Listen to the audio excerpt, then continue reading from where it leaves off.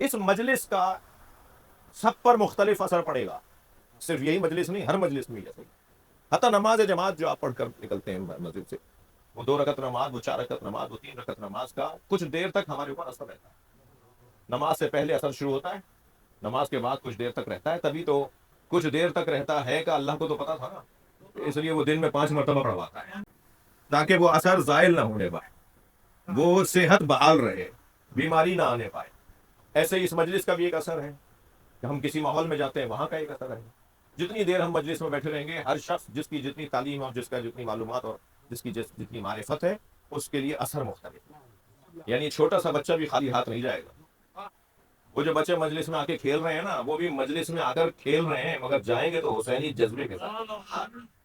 یہ چھوٹا سا بچہ بھی، یہ چھوٹے چھوٹے بچے بھی جو مجلس میں بیٹھے ہیں، انہیں کچھ بھی نہیں سمجھ میں آئے گا تو اتنا ضرور سمجھ میں آئے گا کہ اس حلیے والے ہمارے عالم ہوتے ہیں۔ یہ اثرات ہیں۔ اب ہم جمع ہیں اپنے عزیز کی مغفرت کی اس احسان ثواب کی مجلس میں، اور قرآن کا دسترخوان ہے، اور اس سے استفادہ چاہتے ہیں، اس کا اثر لینا چاہتے ہیں، اور اس کا اثر اگر میرے اوپر اور آپ کے اوپر آ گیا اور ہمارے رویے بدل گئے، ہمارے طریقے بدل گئے، ہماری الجھنیں دور ہو گئیں، تو جہاں ہمیں فائدہ ہوگا وہاں مرنے والے کو بھی ثواب ہوگا۔ بھائی قرآن پڑھ کے بخشنے کا ثواب ہے، قرآن سمجھ کے بخشنے کا ثواب نہیں۔ یہ مجلس اعزا قرآن سمجھنے کی جگہ، ایک آیت لی جاتی ہے، اس آیت کے اوپر غور کیا جاتا ہے، اس کی تفسیر بیان کی جاتی ہے، اور قرآن سمجھنے کے عمل کو مکمل کرتے ہیں، اور آئے اس لیے تھے کہ ہمارا فلاں عزیز رحلت کر گیا، اس کی مغفرت کے لیے دعا کریں گے۔ اب آیت سنیے ذرا، اللہ بھی کرم کر رہا ہے میرے اوپر کہ تھوڑا بارش شاید رک گئی ہے، ورنہ میں آپ کو زیادہ زحمت نہیں دیتا۔ ارشاد ہو رہا ہے، یا ایھا الذین آمنوا، اے صاحبان ایمان، اتقوا اللہ حق تقاتہ، اے صاحبان ایمان تقوی پروردگار کا حق ادا کرو، جیسا تقوی ہونا چاہیے ایسا دکھاؤ۔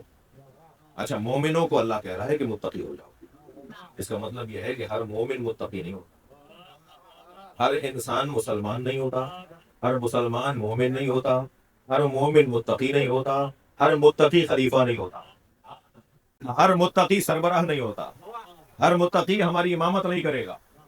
تقوی پروردگار حکم ہے ان لوگوں کے لیے جو صاحبان ایمان۔ اللہ قرآن مجید میں قرآن کے لیے تعارف یہ کروا رہا ہے کہ یہ قرآن متقیوں کی ہدایت کے لیے، متقی اس سے فائدہ اٹھائیں گے۔ باقی لوگ پڑھ تو لیں گے مگر انہیں فائدہ نہیں ہوگا، لیکن جو متقی ہوگا اسے فائدہ ہوگا۔ ہدی للمتقین، پہلے ہی صفحے کے اوپر لکھا ہوا ہے، سورہ مبارکہ بقرہ کے آغاز میں لکھا ہوا ہے کہ یہ متقین کی ہدایت کے لیے ہے۔ متقی، تقوی اور تقوی کا حق۔ تقوی کا حق کیا ہے؟ بہت لمبی گفتگو ہو سکتی ہے مگر مختصر کر رہا ہوں۔ تقوی کا حق یہ ہے کہ انسان اپنے مفاد کی خاطر متقی نہ ہو، بلکہ تقوی کی خاطر تقوی اختیار کرے۔ یعنی جب مجھے تقوی سے فائدہ پہنچے تو میں داڑھی لمبی کر دوں، ہاتھ میں تسبیح لے لوں، دائم الذکر ہونے کا اظہار کروں کہ مسلسل کچھ پڑھتا رہتا ہوں۔ اور میں ان جوانوں بچوں سے کہہ رہا ہوں کہ جو دکان پر بیٹھا ہوا تسبیح پڑھ رہا ہوتا ہے نا، دکان چلا رہا ہو تسبیح پڑھ رہا ہو، اس سے زیادہ بچ کے رہیے گا۔ یہ وہ تسبیح کے ذریعے سے وہ لوگوں کو اپنے بڑا متقی آدمی ہے جی، یہ تو تسبیح پڑھتا ہے دکان پر بیٹھ کر، اور تسبیح پڑھتے پڑھتے وہ جعلی چیزیں بھی بیچ رہا ہوتا ہے، وہ 2 نمبر چیزیں بھی بیچ رہا ہوتا ہے۔ تو یہ جو تقوی اپنے مفاد میں استعمال کرتے ہیں نا لوگ، انہیں اللہ پسند نہیں کرتا۔ بلی کو آپ نے دیکھا ہوگا نا، وہ پانی کی چھینٹوں سے اپنے آپ کو بچاتی ہے، دیوار چلتی ہے۔ جب بارش ہو رہی ہو تو بلی باہر آ جائے تو دیوار چلے گی کہ اسے چھینٹا نہ لگے، اور اگر تالاب میں اسے مچھلی نظر آ جاتی ہے تو غوطہ لگا لیتی ہے۔ یعنی اپنا مفاد ہو تو پانی میں کود بھی جائے گی، اور دکھاوا ہو تو پھر بچ کے نکلے گی۔ تو بہت سارے لوگ ہمارے درمیان بھی ایسے ہوتے ہیں، جب انہیں دین سے کوئی فائدہ پہنچنے والا ہوتا ہے تو جماعت میں آنا شروع ہو جاتا ہے، اور جب ان کا کام نکل جاتا ہے تو انہیں یہ بھی یاد نہیں رہتا کہ نماز بھی واجب ہے۔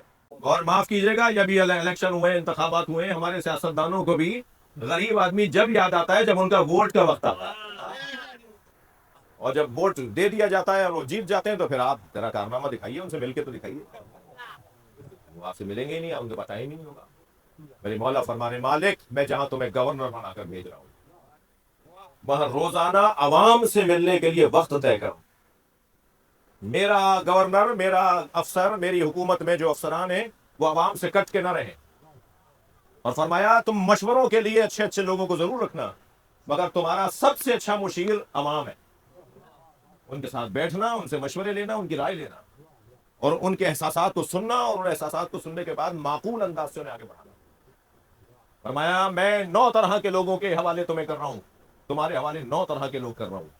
معاشرے میں کاشتکار اور زمیندار بھی ہیں، معاشرے میں تاجر اور بزنس مین بھی ہیں، معاشرے کے اندر ججز اور منصف لوگ بھی ہیں، معاشرے کے اندر حفاظتی ادارے بھی ہیں، معاشرے میں مملکت چلانے کے لیے اداروں کے سربراہ بھی ہیں. میرے مولا نے 9 حصوں میں معاشرے کے افراد کو، عوام کو تقسیم کیا، اور فرمایا سب سے پہلا طبقہ اور سب سے اعلیٰ طبقہ عوام کا ہے. عوام کے ساتھ اپنے تعلقات کو رکھنا، ایسا نہ ہو کہ لوگ بھول جائیں، لوگوں کو پتہ ہی نہ ہو کہ ہمارا گورنر کون ہے، ہمارا وزیر اعلیٰ کون ہے، ہمارے علاقے کا وزیر کون ہے، ہمارے علاقے کا نمائندہ کون ہے. بڑی آرزو ہے، اس مجلس اعزا کی بڑی آرزو ہے کہ پاکستان میں خاص طور پر اور بالعموم پورے مسلم ممالک کے اندر ان خطوط پر عمل کیا جائے جو علی نے بتائے. مولا علی نے حاکموں کے لیے، میں نے دیا، عمران خان کو بھی دیا، تائیں مراد علی شاہ صاحب کو بھی دیا، قائم علی شاہ صاحب کو بھی، جتنے جو گورنروں کو، مختلف وزراء کو جو جن سے میری ملاقاتیں ہوتی ہیں، میں وہ خط ضرور پکڑاتا ہوں مولا علی والا. جی ضرور میں دیتا ہوں کہ اس کو ضرور پڑھ لیجیے. آپ ملک چلانا چاہتے ہیں، آپ صوبے چلانا چاہتے ہیں، یہ مولا علی نے بتا دیا ہے کہ کیسے کامیاب بنو گے. اگر کوئی کامیاب ہی بننا نہ چاہتا ہو تو اس میں تو میرا اور آپ کا کام نہیں ہے. ہمارا کام یہ ہے کہ ہم علی مولا کا پیغام آگے بڑھائیں. وَلَا تَمُوتُنَّ إِلَّا وَأَنْتُمْ مُسْلِمُونَ، خبردار مر نہ جانا، موت نہ آ جائے، مرنا تو مسلمان مرنا. عجیب پیغام ہے اللہ کا قرآن کے اندر. خبردار اے صاحبان ایمان، تقوی پروردگار اس کا حق ادا کرو. وَلَا تَمُوتُنَّ إِلَّا وَأَنْتُمْ مُسْلِمُونَ، خبردار مر نہ جانا، موت نہ آ جائے، مرنا تو مسلمان مرنا.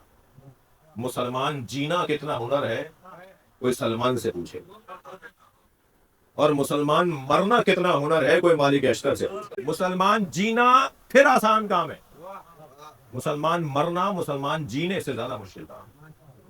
اس لیے کہ ہر آن شیطان کا وسوسہ، ہر آن ایمان کا زوال، ہر لمحے میں اللہ سے بغاوت، اللہ کے دین سے بغاوت کا خطرہ ہمارے اوپر منڈلاتا رہتا ہے. ہم فطری طور پر اثر پذیر ہیں نا، تو جب اثر ہمارے اوپر کسی کا ہوتا ہے تو وہ کسی میں شیطان بھی تو ہے، کسی میں شیطانی چیلے بھی تو ہیں، کسی میں شیطان کے بچے بھی تو ہیں. وہ جو شیطان کے بچے ہمارے ساتھ گھومتے پھرتے رہتے ہیں، وہ ہمیں وسوسہ ڈال ڈال کر ہمارا ایمان خراب کر رہے ہوتے ہیں. ہمارا بدن صرف بیکٹیریا کی زد میں نہیں آتا، تھک تو نہیں رہے، صرف ہماری باڈی بیکٹیریا کی زد میں نہیں آتی، بلکہ اس سے زیادہ خطرناک ہماری روح ہے جو ایک بیکٹیریا کی زد میں آتا ہے، جسے بے ایمانی کہا جاتا ہے. اس بے ایمانی سے اور اس بیکٹیریا سے بچنے کی ویکسینیشن کیا ہے؟ بھائی ابھی کورونا کی ویکسینیشن کروائی نا آپ نے. یہ جو روحانی بیماریاں ہیں ان سے بچنے کی ویکسینیشن کیا ہے؟ روحانی بیماریوں سے بچنے کی ویکسینیشن 2 اجزاء سے مل کر بنتی ہے، ایک کو نماز کہتے ہیں، ایک کو عزاداری کہتے ہیں. صلوات پڑھ لیں محمد و آل محمد. یہ جیسے ہم نماز پڑھنے آتے ہیں نا، یہ اینٹی بیکٹیریا ہے، یہ ویکسینیشن ہے. مجلس میں آ کے بیٹھتے ہیں، یہ اینٹی بیکٹیریا ہے، یہ ویکسینیشن ہو رہی ہے ہماری. ہم اس وقت شفا خانہ حسین میں آئے ہوئے ہیں. سن 61 ہجری میں امام حسین نے کربلا میں جو شفا خانہ بنایا تھا نا، اس کی ایک ڈسپینسری یہ امام بارگاہ، اس کا ایک کیمپس ہے. یہ توجہ کر لیا.